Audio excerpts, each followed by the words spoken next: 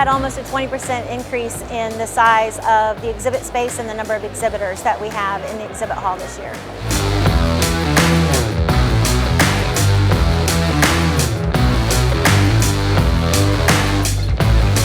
An event like this is a perfect opportunity for us to engage with industry, and as I just spoke in our conference, I think that's something that industry is going to see a change with Fourth Design 28 and the Coast Guard. Our typical engagement with industry has been somewhat limited, and I think you're going to see a big change over the coming months and years. You already have seen a drastic change where we're going to be a lot more proactive in reaching out and trying to foster those relationships with industry. So this is a fantastic opportunity to do that.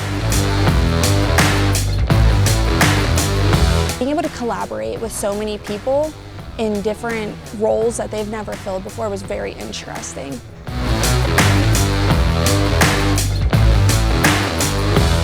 The opportunity to just connect and get to know what the requirements are, interact with the government, know what opportunities are coming out, and then the ability to form real, beneficial, mutually beneficial partnerships.